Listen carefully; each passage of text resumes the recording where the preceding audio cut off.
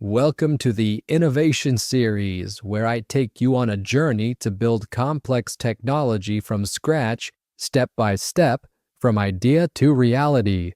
The main topic of this video is about traceable documentation. I will explain what traceable documentation is, and I will demonstrate how to maintain the consistency of the document through a simple spreadsheet. Let's explore how to document our concept effectively. Now you have the primary concept and the activities chain. The next question is, how do we represent the primary concept and the activities chain in writing? You might be wondering, can't we just use a regular text editor to document it? You can use it, but it will not help in maintaining consistency as the system grows more complex. Let's revisit what we had done before. We begin our journey by defining the primary concept.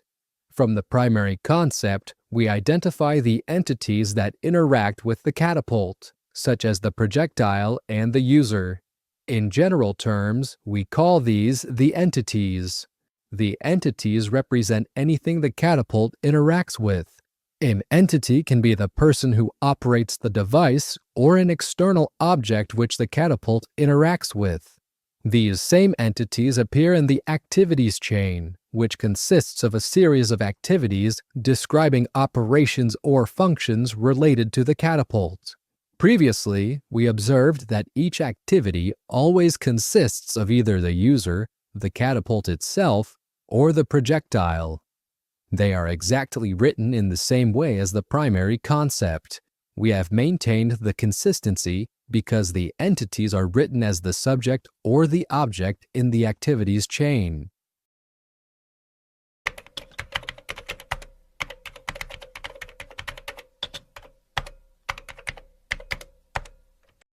Now we have two pieces of documentation, one for the primary concept and another for the activities chain. Maintaining consistency between them is crucial, especially in how entities are referenced. For example, if we refer to the projectile in the primary concept, then we must use the same term in the activities chain. Inconsistencies, such as calling it the projectile in one place and the missile in another, can lead to misinterpretation. In complex technology development, such misinterpretation can escalate into costly corrections during implementation. Ensuring consistency from the start helps prevent confusion and minimize risks down the line.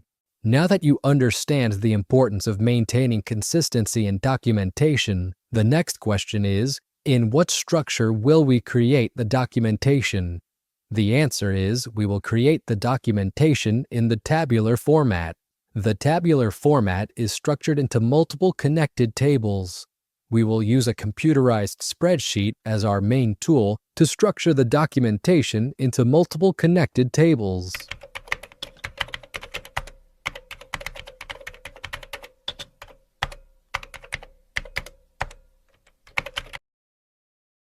Tables are ideal because they are easy to understand and manipulate. It serves as an excellent learning tool for studying and organizing the documentation of complex technologies. As an example, with tabular documentation, you can clearly see that each row represents a different component of complex technology. Building the table row by row will give hands-on experience in understanding the complex technology. Once the row-by-row items are created, you'll notice a connection between rows from one table to another. This connection highlights the importance of maintaining consistency in documentation. For example, ensuring consistent terms and definitions is crucial when communicating complex technology. Multiple experts rely on the same references to accurately discuss specific concepts. Enough theory, let's move on to the demonstration. We will make two tables, the entity table and the activities chain table. To document these tables, I've used a free Google Sheet, simply because it's free and easily accessible. However, you can use any spreadsheet software you're comfortable with. There's no restriction on the tool you choose. As for the entity table, this is the table we are going to make. It has 3 columns. One is the entity ID, the second column is the entity name, and the third column is the entity description. For the activities chain table, this is the table we are going to make. It will have 4 columns. One is activity chain ID, the second is activity ID, the third one is the owner of the activity, and the fourth one is activity description. The skills required for this documentation are quite basic. If you're already comfortable building spreadsheets, feel free to skip ahead or fast forward this video. For demonstration purposes, I'll walk you through creating the table. Let's start with the procedure of creating an entity table.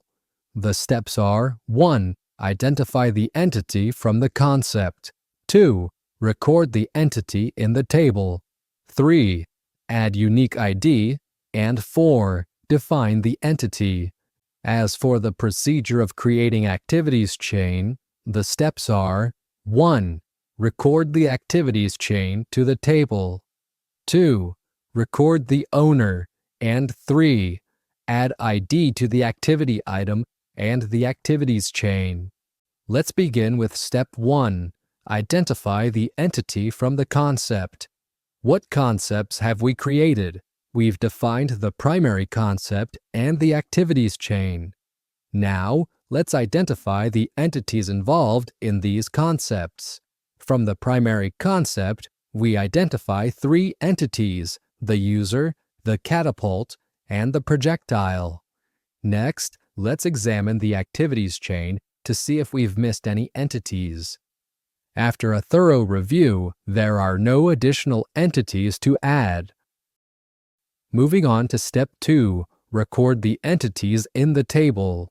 This is a simple copy and paste task, resulting in the current table.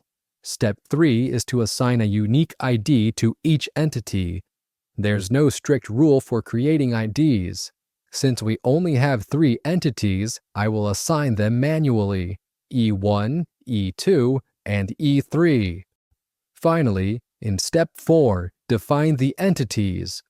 I've defined the user as the operator of the catapult as the device used to launch the projectile, and the projectile as the object designated to be propelled through the air as a weapon. With all columns completed, our entity table is now ready. Let's repeat the process for the activities chain. Step 1. Record the activities chain in the table. This is straightforward, as we are simply transferring the activities to the activities chain table. After the transfer, the table will look like this. Step 2. Record the owner. Remember, each activity is always associated with an owner, the subject performing the activity. Identify the subject for each activity and transfer it to the owner column. In the table, it will look like this. Note that every entity in the activities chain must reference an entity from the entity table. This establishes a link or traceability between the activities chain and the entity table through the entity name. Step 3. Add IDs. Pay attention here, as we now have 2 types of IDs: the activities chain ID and the activity ID. Since there's only one activities chain and 8 distinct activities, we can manually assign these IDs. After filling in the IDs, the table will look like this. Finally, with all columns completed, our activities chain table is ready.